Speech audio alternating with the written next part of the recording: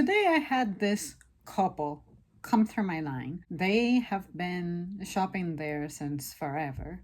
I have vivid memories of them being around since around the time that I was hired. So it's a very long time. They probably belong to the squad of people who have been shopping there since before my time working there. They were an older couple, I would say mid 60s, something like that. They up there in age. The gentleman came over to my line. He began unloading his groceries. I scanned them, rang them all up, and he said that we gotta wait for his wife to get over to the counter, and she has the, I guess, discount program card thingy that we scan. So we had to wait for her to come over to provide that information. And it turns out that it was done through phone number in their case and not using the physical card. In a sense, it was kind of a waste of time. He had the intention to pay. But the problem here was that the lady, I guess, started looking for him, and she had a frozen item on her hand. The guy was like, hey, come on.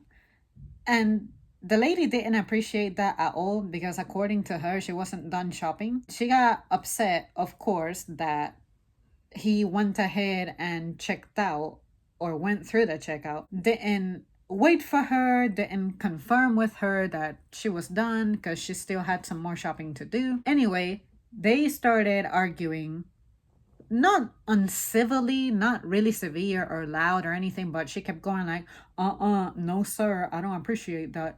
I don't appreciate that you're rushing me. I wasn't done shopping. I wanted to pick up some more things, but here you are checking out without me, rushing me, and blah, blah, blah, blah, blah, all that shit. And then she said that she was done spending.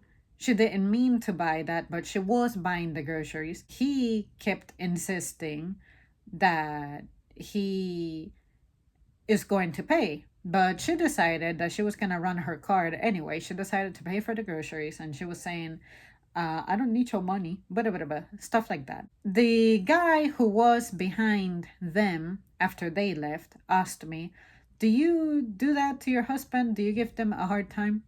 I ignored him, but then, since he repeated himself, I did what I never do, which is break my protocol, break my character, and engage with this conversation. I simply said, when he repeated it, when he said, is that something that happens to you? I just said, I don't want somebody to do that to me. Therefore, I don't do that to them. And I left it at that. And then the guy said, that is a very good way to look at it. And it's true, that is truly how I see it and feel it. I will, however, share that despite me being a legally very verified female, I am not the kind of person to be shopping daily. I don't shop big orders, I don't spend a lot. I splurge maybe 3 times a year, and that's because there are certain promotions that I just cannot help but to indulge in, because once I indulge in those and I get the discount, I'm good pretty much for like some 6 to 8 months, and I don't need to be spending on that type of thing again. And I feel better knowing that I'm buying it during a time that a bargain is taking place. But I have experienced instances in which I have had to tell my boyfriend that, hey, in the evenings after we get off the gym, I would appreciate it if he tells me that he has multiple stops to make that may take more than half an hour, because I sincerely never need to go shopping. And sometimes I feel like we waste an hour and a half just going places, and I have to stay behind in the car doing nothing because I already took care of that. But my time is being compromised when I would rather be at home cooling down, resting, putting my stuff away, as opposed to I have to wait for him to do his shopping, wait for him to take me home, and then when I get home about an hour to an hour and a half later, that's when I begin to do the things that I could have been covering ground and finishing earlier. There are times in which I opt for driving myself because some days I know that I can breeze through my workout, And I may have a plan anyway, such as getting the laundry started a little earlier or whatever it is that makes me want to have extra time. I will take it upon myself to drive myself because I know how I may be experiencing delays, or let it be that he wants to hang out and talk to people he knows after working out. I'm like, that means that I'm wasting approximately another 2 hours before I get home. I don't need to indulge in the social activity. Therefore, I communicated to him that if he can predict that is something that's going to happen, I don't have a problem with me driving myself or skipping the day altogether. I have ways to work around that. But say if I'm annoyed at the grocery store that somebody is taking too long when shopping, I do one of two things. I suck it up and tell myself, well, no matter how mad I get, I'm not going anywhere, and then I'm going to sour this person's mood. And second of all, if it were me, I wouldn't want somebody to tell me that. But I will say something only if it becomes a recurring pattern. If it's just a once every, I don't know, 6 months, once per year, something like that, that this timing doesn't work out, it's fine. I don't need to turn it into something big when it isn't. And maybe I can experience my frustration quietly. I don't need to be getting in a little mini back and forth like this couple did, in which they were just telling each other things like, well, I don't appreciate that you were hurrying me, that you were rushing me. Now I couldn't finish my stuff, couldn't finish my shopping, this, that, and the other. Stuff like that.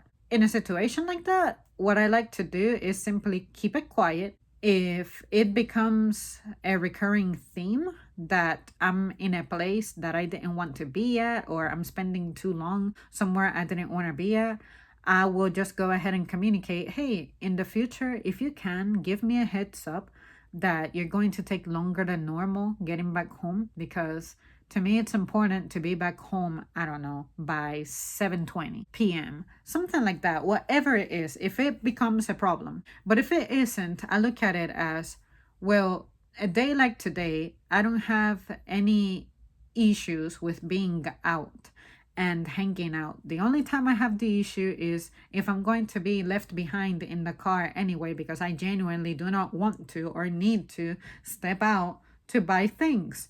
That is when it feels like a waste of time. If I'm going to be out somewhere where I don't get to take part in it or indulge in anything, that to me is what becomes wasted time. That's when I may need to say something. If the circumstances are different and I'm hanging out with this person, I would rather follow them, tail them around, look at what they're buying, and spend the time together in that fashion. But I don't think that I ever feel frustrated that shopping is taking too long. And when I was a kid, it used to bother me to go out shopping because I've never been that person who enjoys shopping. So what I used to do was bring my CD player. And that's how I would pass the time. But it's not like I was causing a scene, going like, or making noises or sounds or being passive aggressive about my displeasure. It's not a big deal to me. And if I was indulging in something that's important to me, I wouldn't want for my companion to attempt to make me feel guilty about how I'm spending my time. When it comes to groceries, I need to eat, he needs to eat, this needs to get done. So why would I get upset about how long it's taking someone to gather their provisions? It's gotta get done. Well, there you guys have it. That's it for me. Thank you so much for tuning in. The way that I get through situations like that is don't entertain. Someone may start making comments, like commentary that you can consider mean, downright abusive in some cases. Don't entertain it. No matter how wrong they are, don't entertain it. Just let it go. Let them talk. And that's how I dealt with another lady today. She was doing that bullshit where I had just sanitized my belt and she was like, "Can you wipe that off?" And I'm like, "It's my sanitizer. Give it a second." And she was like, "Well, I don't want my things to get wet." And I'm like, "It's my sanitizer. Give it a second." And it's the same goddamn lady who has given me issues before. She was the same lady who was like, "You're not gonna load my groceries onto my cart." and shit like that. And after I told her that that was my sanitizer, she said, I just don't want my bags to get wet if that's not too much for you. I know what she was trying to do. She was trying to fish for commentary from me, because what I could have said is something like, nothing like that. I'm just informing you. But then she could turn it into, well, it's just every time I come through your line, you have a problem with me. And then I will say, no, the real problem here is that you have a problem with me and all of us. Because for some reason, you're never happy. You're not happy if there's potato dust on the belt that I was getting to wipe down anyway. If I don't wipe my belt, you're definitely not going to be happy. If I just freshly wipe down my belt, you're not going to be happy. If the person before you had vegetables that had water on them, condensation, you're still going to be mad. You're going to be mad about anything because you're miserable and you like to criticize every single detail. I'm not going to entertain that, you guys. I don't care how lonely this person is. Whatever it is that's going on with them, I don't know. I don't care. You will not fish for my commentary, period. So stop trying. And I encourage everybody else who works behind the counter to practice the same. Some people, you can work with them and make their day better, and they will actually appreciate it. But these clowns who are repeat offenders, it is not your responsibility to make them have a better life. It has to come from them. And that is something that I wish I would have learned within a week of me working at my job.